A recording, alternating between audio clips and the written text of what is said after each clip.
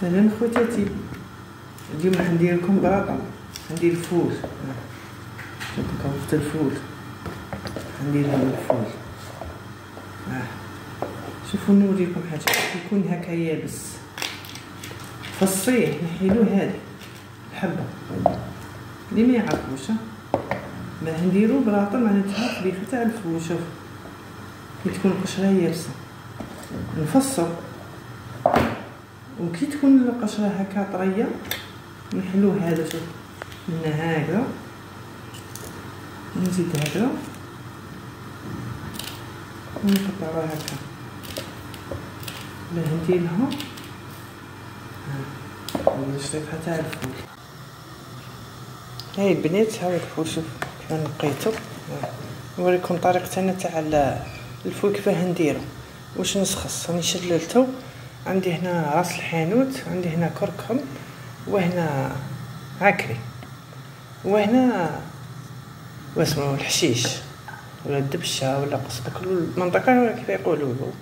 وهنا عندي طماط كونسونطري وشويه ملح. وانا نزينو عن طريقتي. هنا عندي شوف رز شويه مفور، بصح هذا حتى كي يبدا يطيب. وهنا الثوم. ناخذ انا دوكا هذاك الفول تاعي، ناخذ انا الحاجه تاعي. هنا عندي هذه نطيب فيها كما تشوفوا يا بنات. الطريقه تاع الفول تاعي كيف نطيبو ويجي بنين. جربوا الطريقه هكذا.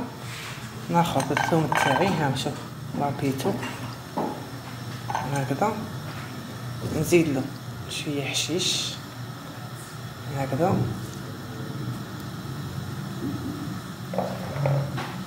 نزيد له شويه ملح. ندير كلش دوكا هكا بارد. ندير عندي انا نطيب. شوف عندي هذا راس الحانوت مخلط هكا، عندي شويه كركم غير شويه، وشويه هنا عندي عكري هكذا، وشويه طماطيش تاع البواطه.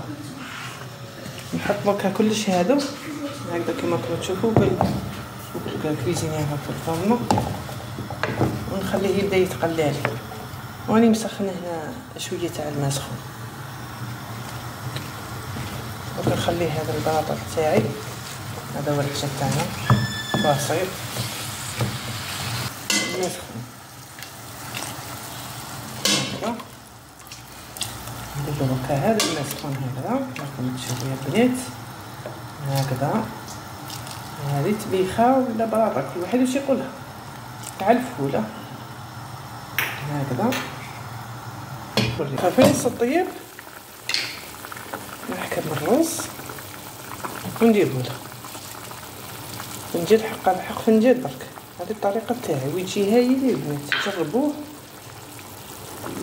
جربوه هكا الفول ما تندوش هكذا. نعاود نغطيه نكمل ونخليه. هاي البنات الطبيخه تاعي طابت كما الله الله.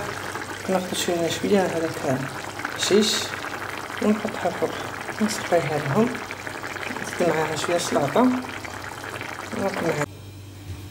هاي البنات، هاي الطبيخه تاعنا تاع الفول نسقيها لهم.